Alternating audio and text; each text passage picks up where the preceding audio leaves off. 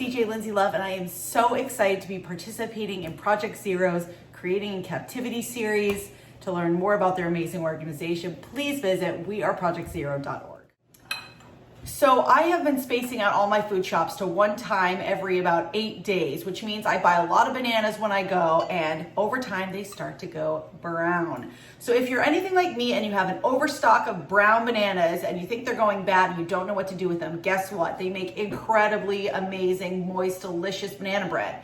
I'm gonna give you guys a healthy, nutritious, take-on banana bread that's great for you and your family, your kids, perhaps a neighbor that might need a little love. It freezes well. And I'm gonna take you through that recipe now and what to do with all these extra bananas. Okay, so now, obviously we have our bananas. You really only need basically 2.5 or 3 super ripe bananas for this recipe.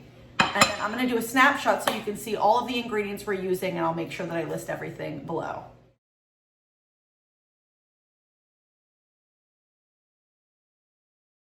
Now you're going to just spray some coconut oil spray, or use some coconut oil or whatever you like to just basically grease your pan, bread loaf. I used a bread pan.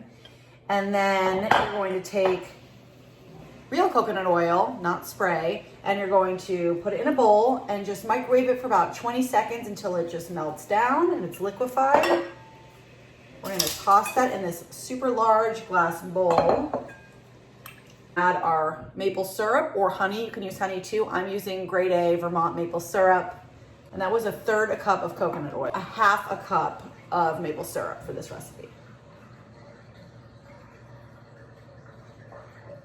See all that. So you see we've got the oil and the maple syrup together. And we're gonna take a whisk and we're just gonna whisk it up.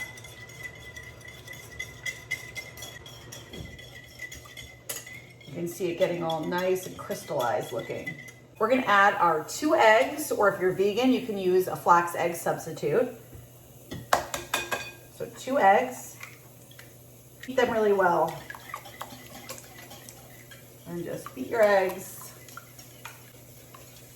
We're going to separately, in a separate glass bowl,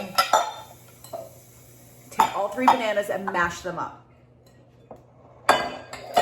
So we're gonna take our bananas. They're gonna be super easy because they're so ripe. See, that one just kind of popped right out. So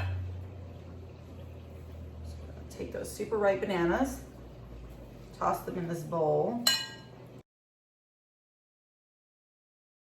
So 1 teaspoon, I like to level it on the little ledge here.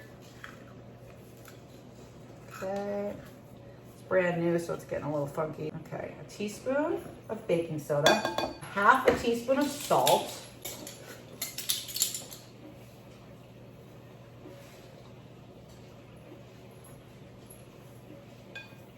a bit of vanilla extract,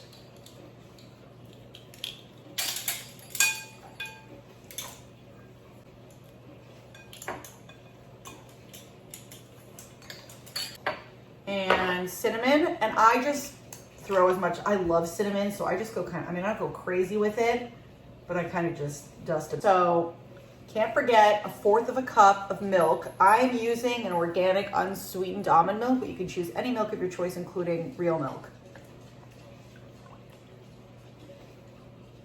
Just gonna throw that in there. We're gonna whisk it one last time.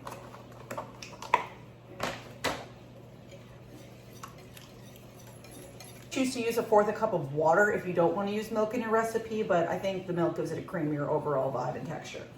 Okay, now we're going to take our flour. I am using Bob's Red Mill 1-to-1 gluten-free powder. I like my bread to be gluten-free, but you can use whole wheat flour or really any flour of your choice, but just make sure if you're using like a gluten-free type powder that it's a 1-to-1, so the ratio stays the same.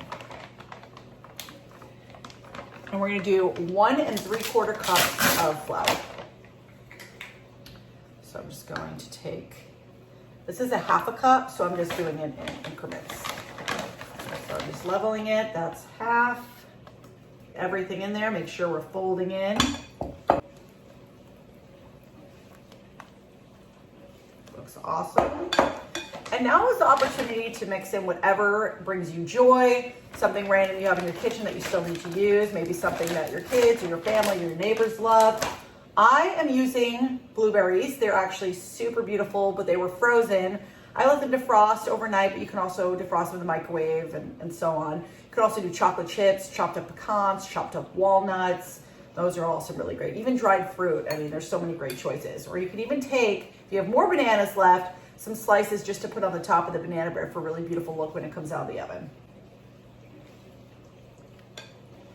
And now we're going to take our greased bread pan or whatever pan you're using to make your banana bread.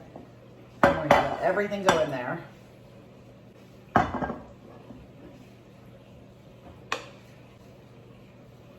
Actually going to take a knife and I'm going to do a zigzag shape on it so it bakes and has a beautiful top. So what you do is you just take the knife and you just run it in a zigzag pattern so it has a swirl effect when it cooks.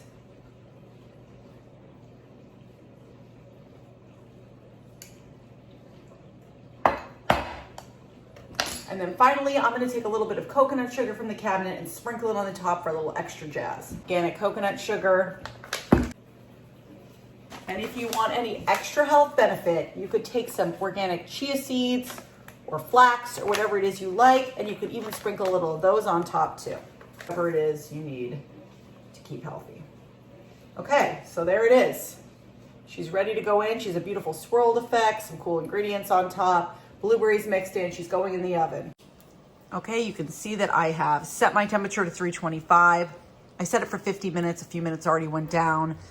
It's probably gonna go till 60 or 65, but I'm gonna insert a toothpick at 50 to check on it. That's the first and last time I'll open this door, so now just leave it alone until the timer goes off.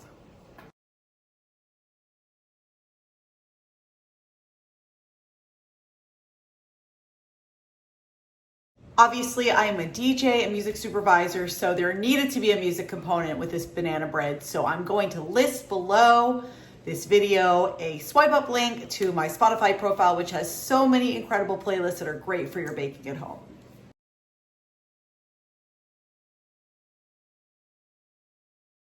How would you like to try Mommy's banana bread? You want to try it? Oh, yeah. Another satisfied customer. Is that yummy? Looks yummy to me.